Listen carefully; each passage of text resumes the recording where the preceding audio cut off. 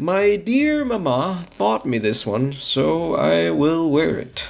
Horror games, a genre of games that has been stamped by many companies as unprofitable and a bad business model in general, but at the same time, if any game is going to go viral and become an online sensation, then it's gonna be a horror game. From Doki Doki Literature Club all the way back to the original Slender and the 8 Pages, and the one that we're gonna be talking about today, of course, that has filled out a huge span of this last decade, which is Five Nights at Freddy's. The only real thing those games have in common being their equal creative genius. Those games were created on practically no budget at all, and they had 1 or 2 people working on them maximum. I think maybe Doki Doki Literature Club had a little bit more, but still it's a small cast of people working on it, and they still managed to create a game that rippled throughout the internet as a shockwave.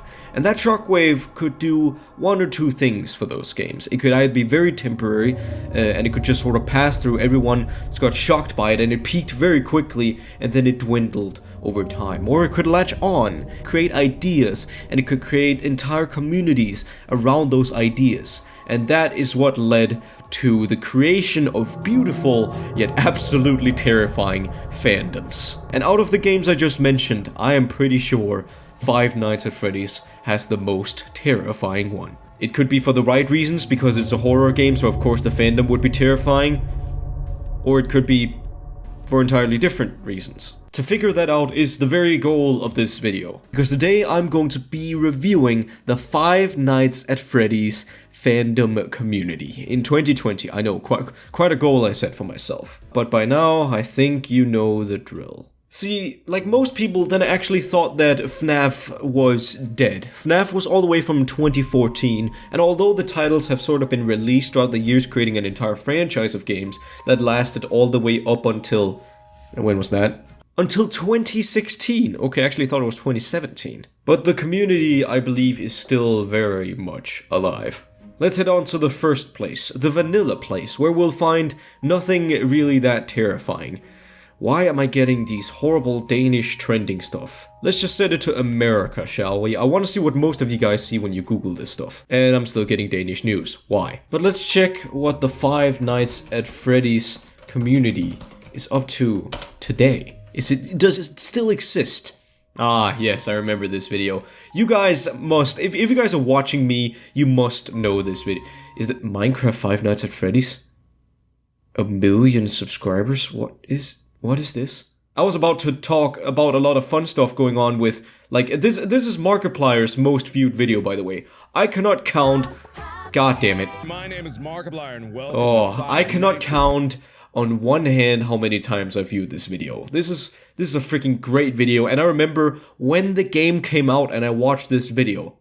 Everyone thought it was terrifying, because see, that's the thing, those games, Slender, Five Nights at Freddy's, even Doki Doki Literature Club, people think of them as cheesy now, but how quickly people forget that when these games came out, they were literally the most terrifying stuff you could find on the internet at that time. That's exactly why they got famous in the first place, because they were so shockingly startling. Freddy's was also just so different. It was so different. Every game at that point, and that time, like 2014, was indie games and survival horror games, where you pretty much just ran around. It was all survival horror games, I think. And then Scott Cawthon, this crazy fucker, came out with the idea of standing completely still, not being able to move. You're just supposed to sit there and protect yourself from the dangers that are coming to you. So freaking smart. But what is this?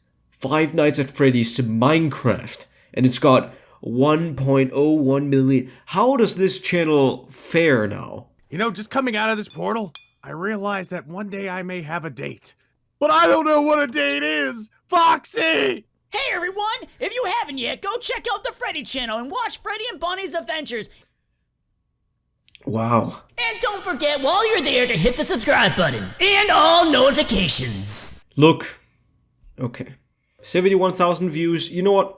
That's not that bad. That's not that bad. Oh god, that was released on my birthday. I didn't ask for this. It's an interesting example nonetheless. And I will say, by the way, I have never heard of this channel, but the fact that someone has built an entire channel around stuff like this, creating custom thumbnails and custom quote-unquote sketches for everything, I mean, it might be a little bit up there in terms of the cringe.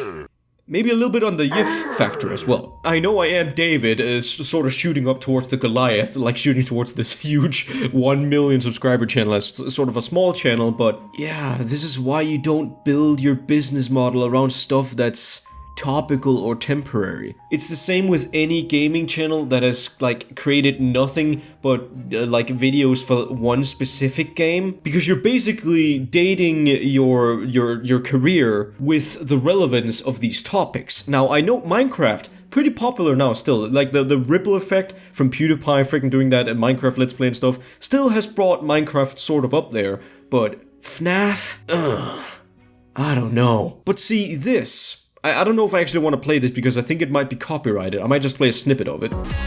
This is what I remember the FNAF community was in 2014, like right after the game came out. Oh, do you guys remember that? Come on, I'm not the only one who grew up with, or sort of grew up with Five Nights at Freddy's, right? I mean, this game freaking, like this game was out there during my entire teens almost. 11-year-old me, this is epic. 13-year-old me, this is cringe. 16-year-old me, this is epic. Yeah, I sort of came back on that as well. I thought that, you know, making songs and all this, it's like, some people might think of it as cringe, but I still think this is impressive. Like that soon after the game came out as well, there was already a song made on it, and it got so freaking popular. I think it might be Living Tombstone's most popular video. Yeah, it is. I mean, 167 million! Is that more than, like, Undertale? It can't have more than Megalovania. It has more than Megalovania, the original Megalovania song? Are you kidding me? Okay, I didn't know that. FNAF apparently beats the shit out of Undertale. Oh right, I forgot. They made a game... Oh, come on. I completely forgot about the VR games that have also, like... Scott has done a good job, I will say, for creating games that are based on this simple gimmick. I think it's freaking well done that he's kept it alive, and I will say, I think the VR game for FNAF, absolutely amazing. That was, like, legitimately terrifying, such a good mix-up to how everything works, and it really uses the Vive well, because you can't really move around that well in the Vive anyway, so the VR game is amazing. Oh yeah, and also this! Bears pizza. Like I just remember all the fan animations that came out from Markiplier. I has Cupquake. Oh, and also if you watch animation channels, this is the very first, like, public, I think, animation made by Jaden Animation, who I also really like. I love that YouTuber. But yeah, that was even before her YouTube career. Holy crap. Top 10 FNAF Try Not to Laugh animations. Oh, I bet this is gonna be funny. This is gonna be so funny. FNAF Try Not to Laugh. I will try my best, but I won't go easy on you.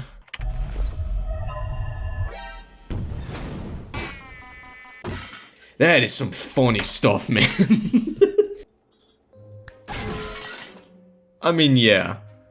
It feels like it's funny because it feels like it's a horror game, right? So why are kids so attracted to it? I don't know. This is definitely younger humor anyway. I don't know. Oh, fuck. I was gonna try to curb my swearing, but fuck.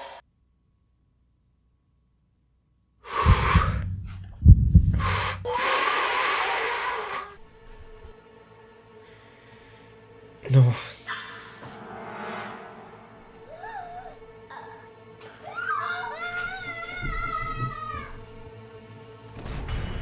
Oh, is that an animation actually?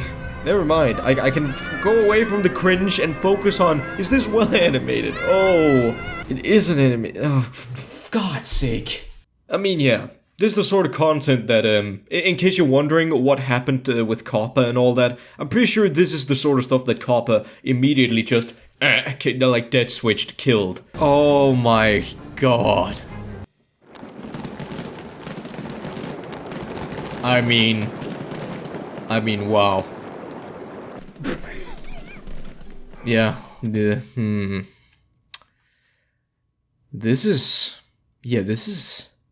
This is worse. I thought it could not get much worse than Undertale.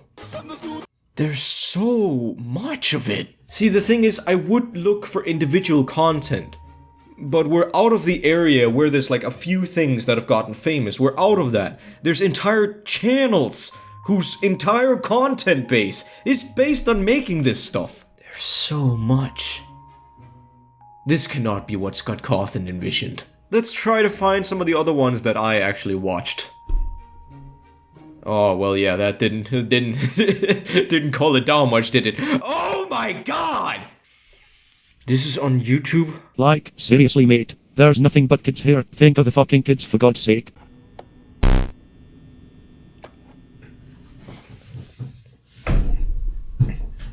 Why is this on YouTube? I'm not logged in. That means, you know, if I'm not logged in, that means this content is not age restricted. FNAF 234 Chingate 70 up, what the fuck does that even mean? See, that's where my problem starts being a little bit, because it's content that appeals indirectly to kids.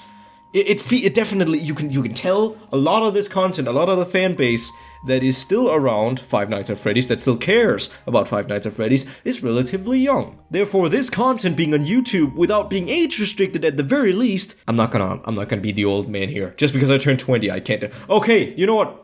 This one I remember. I remember this one. This was one of the first ones, and it was actually decently funny.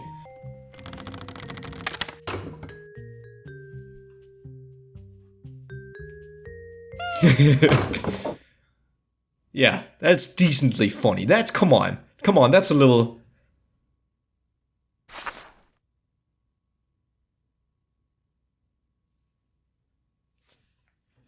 It's funny, guys, come on. It's very funny. Very funny.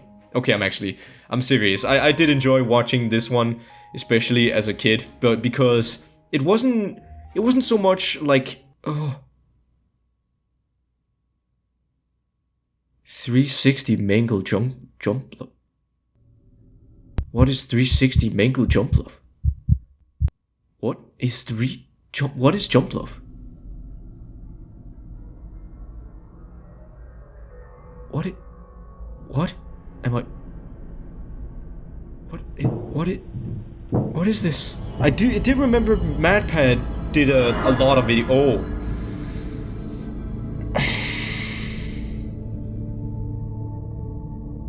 No, you know what? I don't want to look. I don't want to. Oh! Okay.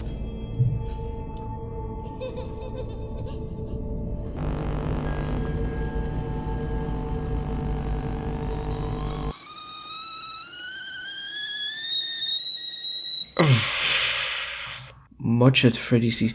There's so many so popular This is like gateway porn. There is more of it. There's so much more of it. Is that what the furry community has really stooped to? I'm not saying the entire furry community, by the way. The furry community is so vast, we can no longer put them under a single demographic.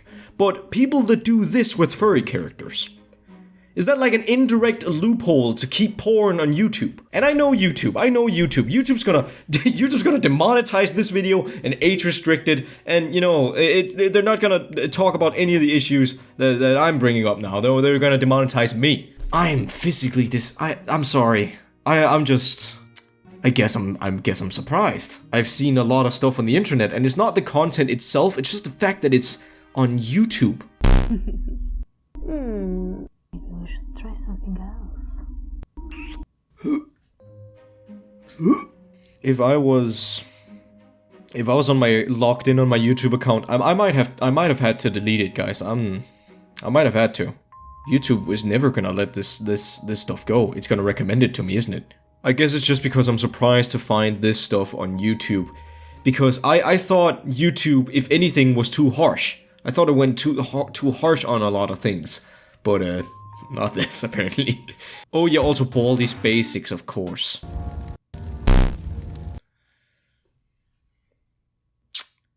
They could have just given the characters curves. If they had to go sexually with it, they could just do like any other furry show and just, you know, curves, right? They didn't have to censor it. Worst thing is didn't even need to censor any of this. Didn't need to censor any of it because it's all on YouTube. It's all on YouTube. None of it is demonetized. It might be demonetized, but none of it is age restricted. So I'm guessing YouTube's fine with it. But yay, yay for YouTube. I think I've had enough for today.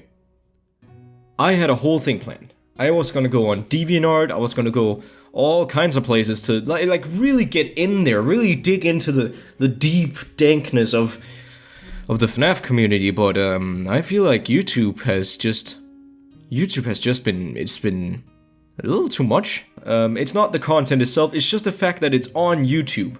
And as a content creator, where content creators get bashed down so hard on this stuff, and then this stuff just floats out there. Pseudo furry porn released on my gigantic website. I sleep. YouTube say bad word once. But anyways, peeps, I think that's all I got for this one. I know that all of you are home from school now. Also, a lot of people probably don't work right now. You're all probably not doing a lot anyways. So going into Friday might not feel much like you got that weekend spirit, because it's not really that different. But try to find it anyway. Try to cook up something nice for yourself. Have a lovely dinner. Just sit and, I don't know, you could go on Markiplier's channel and just binge watch an entire FNAF series, as I've seen some people in the comments said they did. Yeah, since Corona's out there and we have a break, I'll watch the whole series. Yeah, just sit down and binge watch a series with someone, or just like go on a journey with a YouTube, just have that rolling on the background. That's what I used to like to do when I relax, and who knows, you might even be able to do it with one of my series. Just a suggestion. But yeah, let me know whether or not if you want me to continue this. I might make like a multiple part series of this where I actually dive into DeviantArt and stuff. I don't know if I want to, or I don't know if you want to, but just let me know your opinion down below. But anyways, thank you all so much for watching, and I'll catch you on the next one. Peace.